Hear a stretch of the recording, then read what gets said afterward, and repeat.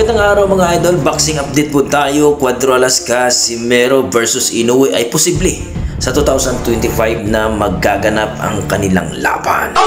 Ngayon nga mga idol, dahil po sa napaka-impresibong laban ni Cuadro Alas General Casimero kontra kay sa All the Best Sanchez mga idol, na isang round lamang ang tinagal ng Mexicano, na kung saan mga idol nagka-interes nga itong si Chavit Singson, ang pinakamayaman at talaga namang ma-impluwensya sa bansang Pilipinas, na kung saan mga idol, kung maalala ninyo, ito rin ang nagmas ni Manny Pacquiao at Mayweather, na kung saan ay matagal na silang naghahamunan pero hindi pa rin maikasa ang laban.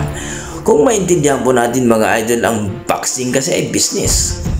Kung walang mga mayaman at walang malulupit na matchmaker, ika nga itong si Chavit Singson mga idol, hindi magawa ni Bob Arum ang nangyari na Manny Pacquiao at Mayweather mga idol.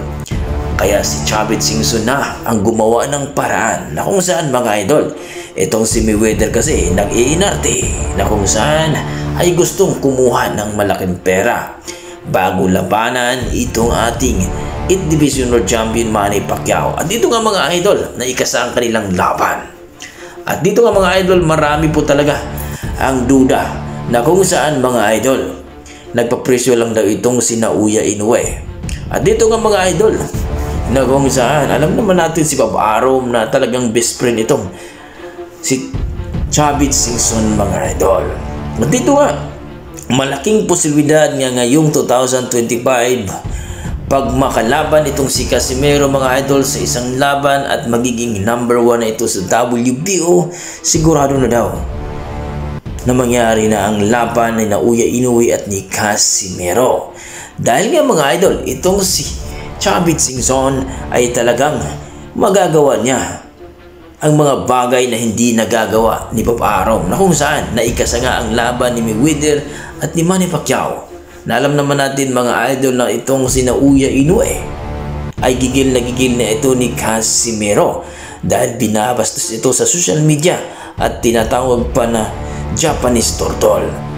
Kaya mga idol, marami talagang nagsasabi na ito na ang chance ni Casimero na mapalaban si Naoya Inoue at i-prove daw niya sa bansang USA ang kanilang laban. At dito nga mga idol, marami talagang mga boxing fans na talagang naniniwala ng kakayahan ni Chavit Singson mga idol ay malupit talaga. Alam naman natin mga idol na kung saan ay itong si Chavit ay isa sa mga pinakamayaman, at ngayon nga mga idol ay nilalakad itong si Charlie Suarez na mapalaban dito kay Navarrete at sa bansang Pilipinas pa. Well mga idol, maraming ang usap-usapan na itong si Cuadro Alas Casimero ay mapalaban sa mga contender o mga top 5 dito sa WBO Super Bantamweight, at dito nga sa bansang Pilipinas magaganap mga idol.